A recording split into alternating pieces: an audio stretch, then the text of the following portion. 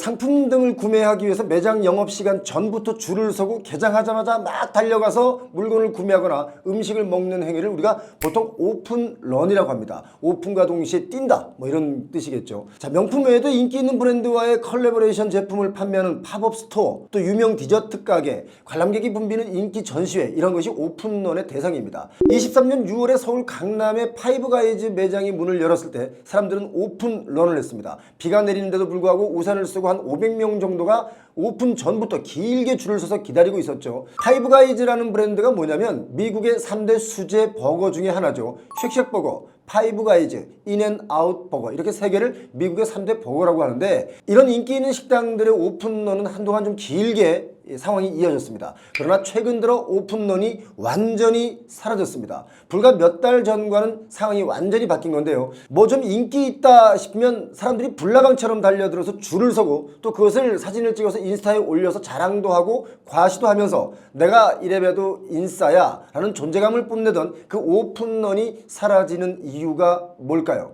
바로 경기 침체입니다. 돈이 없습니다. 소비를 하고 싶죠. 그러나 소비할 돈이 없는 겁니다. 오픈런은 특히 2030 세대들이 많이 하는데, 심지어 3040 세대들도 오픈런에 가세를 합니다. 그런데 3040 세대들의 오픈런이 사라졌습니다. 역시 돈이 없기 때문입니다. 서울 시내에서 줄서기, 웨이팅이 가장 많기로 유명한 곳이 어디냐면 런던 베이글 뮤지엄입니다. 여기 매장들의 대기줄도 길었었는데 지금 이 줄도 많이 줄어들었습니다. 런던 베이글 뮤지엄 매장들은 오픈런을 진짜 많이 했었습니다. 왜냐면 역시 맛있기 때문이고, 또 맛있다고 소문났고, 그래서 또 못 가보면 인싸가 아니라 아싸가 되기 때문이었습니다. 그래서 줄이 너무 길어서 기다리는 건 지옥이지만 베이글 맛을 보면 금방 그 지옥을 잊어버린다 할 정도로 웨이팅이 아주 길었었습니다. 그런데 요즘 일부 매장들의 경우 평일 오후 시간대는 대기도 없이 그냥 쑥쑥 들어갑니다. 그만큼 숫자가 확연하게 줄었다는 거죠. 이렇게 인기 있는 유명 맛집만 이렇게 줄어든 게 아닙니다. 요즘 가장 핫하다고 하는 지역, 성수동의 맛집들, 정말 사람들이 줄을 많이 섰는데 이 사람들 하루아침에 사라지듯 사라졌습니다. 경기가 얼어붙으면서 외식 경기가 완전히 꺾였기 때문인데요. 금리도 내려가고 보유하고 있던 아파트 값도 서울의 경우는 좀 올랐는데 외식 경기는 왜 이렇게 갑자기 꺾였을까요? 그것은 바로 좀 전에 말씀드린 대로 금리는 내려갔다고 하지만 아파트 값이 올라서 이자 갚기 힘들기 때문이라는 이유가 가장 큽니다. 아파트에 올인하느라 모든 돈이 내 통장에 잠시 왔다가 다시 은행으로 빨려 들어가서 정작 쓸 돈이 없기 때문이다 라고 저는 봅니다. 일단 물가가 치솟으면서 주머니 사정이 어려워진 서민들부터 외식 수요가 줄어들기 시작했습니다. 올해 2분기에 외식산업 경기 동향 지수를 보니까 이 지수가 75.60이었습니다. 이게 1분기 때는 79.28이었거든요. 그때 대비 3.68%포인트 하락했습니다. 이 지수가 100보다 낮으면 매출이 감소했다는 뜻인데, 매출이 감소했다는 얘기는 뭡니까? 장사가 안 되는 업체가 그만큼 많아졌다, 이런 것을 의미합니다. 22년 3분기 집값이 그때 하락할 때는 외식산업 경기 동향 지수가 89.84였습니다. 그런데 집값이 다시 오르면서 외식산업 경기 동향 지수는 점차 하락하는 흐름을 보이면서 결국 75.60까지 내려앉았죠. 경기 자체가 코로나19의 침체 국면으로 다시 돌아가고 있습니다. 실제 상황이 이런데 한국은행의 발표를 한 것을 보니까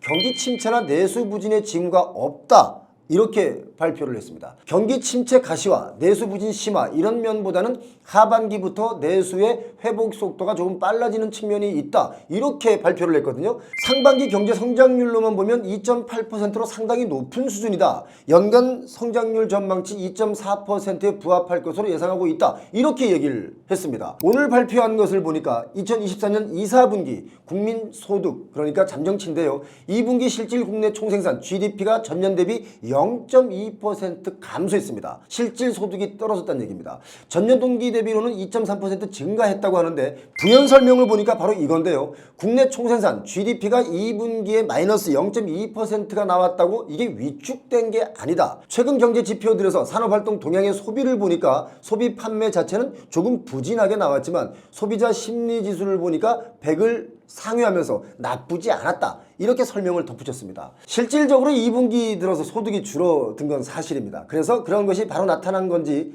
이렇게 발표된 것과는 다르게 가게들도 하루아침에 장사가 잘 안 되고 있습니다. 그러니까 발표하는 좀 다른 내용이죠. 자, 추석 다가오면서 걱정 많습니다. 돈도 번 것도 없는데 또 선물할 것도 많이 있고 찾아뵈야 할 것도 많이 있는데 그래서 어떤 선물을 할까 참 고민이 많죠. 그래서 여러분들의 그 고민 조금이나마 덜어드리기 위해서 딱 일주일간 최대 70% 할인 혜택하는 홍삼 선물 세트를 가져왔습니다. 이왕이면 좋은 제품을 값싼 가격에 마음의 선물을 꼭 하시기 바랍니다. 고민하지 마시고 바로 이 고정 댓글 확인하시고 이 스토어를 이용하시면 70% 할인해서 선물하실 수가 있습니다. 지금 주식시장도 요동치고 있습니다. 지난 8월 5일에 주가 폭락 사태가 있었는데 폭락 사태 한 달 뒤인 어제 9월 4일에도 주가가 폭락했습니다. 삼성전자가 3.45% 하락했고 하이닉스가 8% 정도 하락했습니다. 많이 하락한 겁니다. 우리 증시가 폭락하기 전날 미 증시에서 인공지능 그러니까 AI 버블의 우려가 나왔습니다. 그리고 미국 당국의 반독점 조사 우려 속에서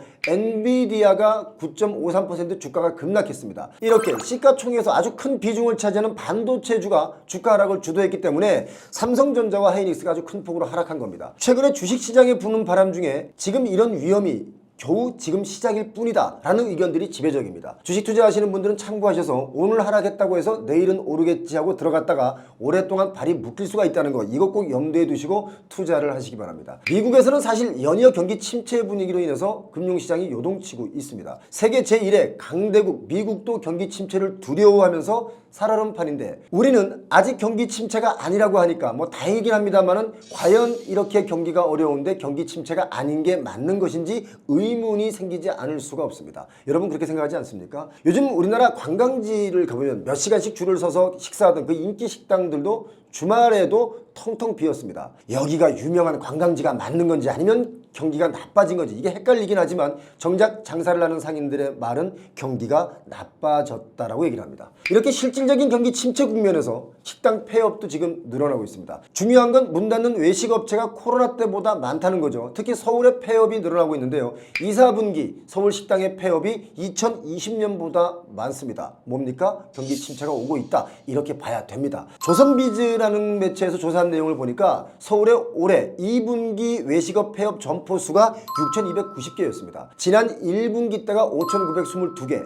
이때보다는 2분기가 한 6% 정도 폐업이 좀 늘어났죠. 코로나19가 닥쳤던 2020년 1분기 때 폐업 수가 6,258개. 그러니까 그때보다도 지금 많은 겁니다. 폐업의 주된 이유가 다른 게 아닙니다. 영업 부진이죠. 요즘은 현금보다 카드를 쓰는 인구가 거의 90% 이상인데 카드 매출로만 따져보자면 올해 1분기 외식업소당 매출액이 4,317만 원이 평균입니다.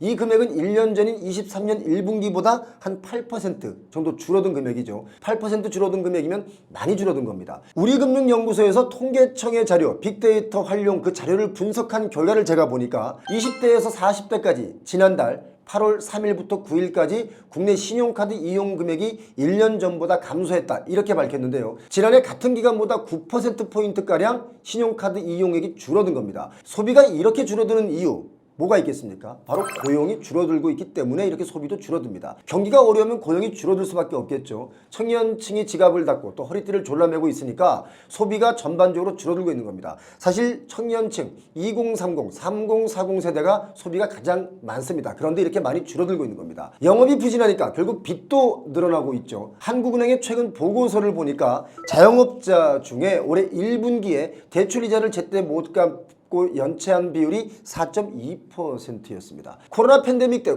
고통분담 차원에서 자영업자와 소상공인 대출에 대해서 이자와 원리금 상환을 유예해주는 그런 조치가 있었는데 그게 작년 23년 9월에 끝났습니다. 이런 것도 아마 폐점수가 늘어나는 것에 일조한 것이다 이렇게 보고 있는데 폐업이 늘어나는 이유 중에 좀 전에 말씀드린 이런 이유 말고도 아주 기본적인 이유 중에 이런 게 있습니다.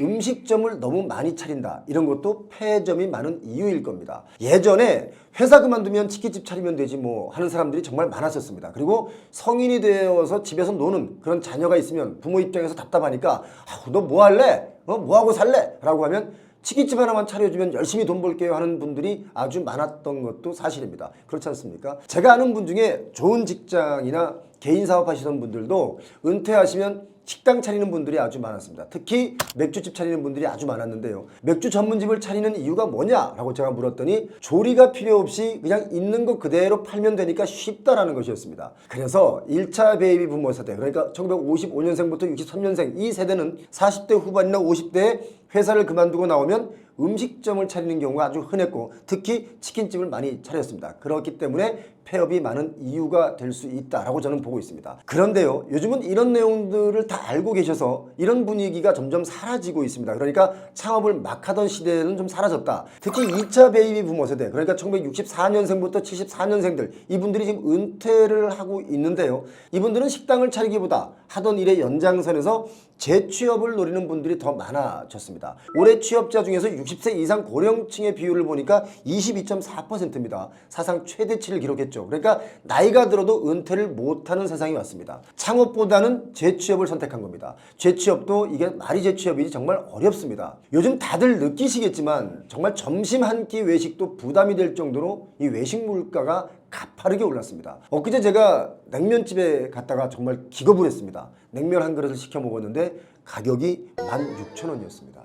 엄청 올랐죠. 김밥, 짜장면, 칼국수, 김치찌개 다 올랐습니다. 제가 폐용호TV에서 이런 말 한 적이 있죠. 부동산 가격이 이렇게 뛰다가는 김밥 한 줄에 10,000원짜리 먹을 날이 온다 라고 한 적이 있습니다. 아닌 게 아니라 요즘 강남권에서는 김밥 한 줄에 7,000~8,000원짜리 9,000원짜리도 있습니다. 물가는 오르고 실질 소득은 줄어들었죠. 자, 모두가 아파트에만 몰두하다 보니까 아파트 값만 지금 냈다 뛰고 있습니다. 과연 여러분 보시기에 이게 계속 뛸 수 있는 여력이 있다고 생각하십니까? 자, 여력이 없으니까 어떤 말을 하냐면 계속 빚을 내서 사면 된다. 이런 구조를 가지고 있습니다. 빚을 내서 사더라도 또 그게 더 오르니까 빚은 낼수록 좋다. 이런 인식. 과연 이게 지속 가능할지, 혹시 지속 가능하다면 댓글로 제게 알려주실 분이 계시다면 댓글로 좀 알려주시기 바랍니다. 저도 공부 좀 더 해야 될 것 같습니다. 경기나 경제는 사이클이 좋았다가 나빴다가 합니다. 안 좋다고 영원히 안 좋은 것도 아니고 또 좋다고 영원히 좋은 것도 아닌 것이 실물 경제라고 저는 보는데요.